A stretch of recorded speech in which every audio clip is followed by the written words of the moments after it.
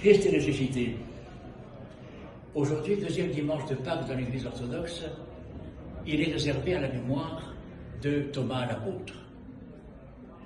Comme nous savons, le soir même de la résurrection, tous les disciples sont réunis après cet événement dramatique. Ils n'étaient pas à la croix, ils étaient vraisemblablement découragés, mais ils sont quand même réunis dans la chambre haute où ils se retrouvaient toujours pour prier. Mais Thomas n'est pas là.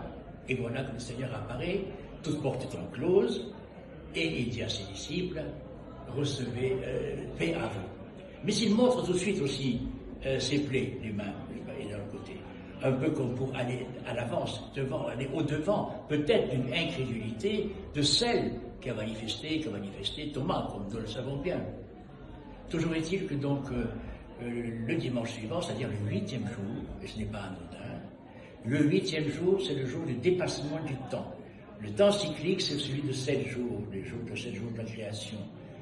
Et le 8, et tout dimanche, c'est à la fois premier et 8e jour, c'est-à-dire déjà au-delà du cycle, c'est-à-dire dans la perspective eschatologique de la résurrection et de la parousie finale.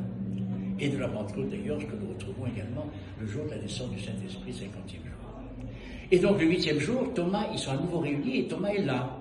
Et le Seigneur apparaît de la même manière, porte fermée, et leur dit encore, la paix soit avec vous. Et il ajoute, recevez le Saint-Esprit.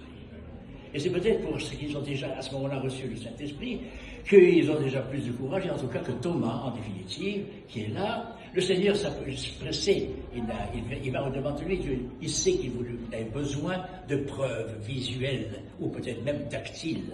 Alors il dit, vas-y, touche, regarde. Mais il n'est pas dit que Thomas va toucher. Mais par contre, il est dit que Thomas se prosterne immédiatement et il confesse comme personne ne l'a fait avant lui, et c'est notre confession fondamentale, il dit au Christ, mon Seigneur et mon Dieu. Et voilà pourquoi c'était un jour extraordinaire, parce qu'au fond, après cet événement de la résurrection, qui est maintenant du salut, c'est le salut même, n'est-ce pas, la victoire sur la mort et sur toute tribulation, mais c'est aussi le début, c'est un début d'une nouvelle vie qui va se confirmer le jour de la Pentecôte, par la descente du Saint-Esprit sur ces apôtres qui sont réunis de la même manière, n'est-ce pas?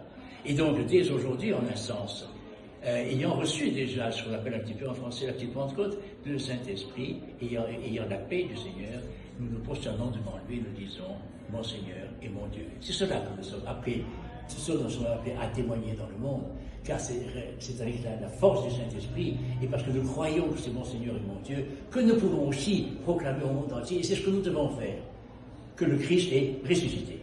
Le Christ est ressuscité, Christos Christi, Christos Anesti.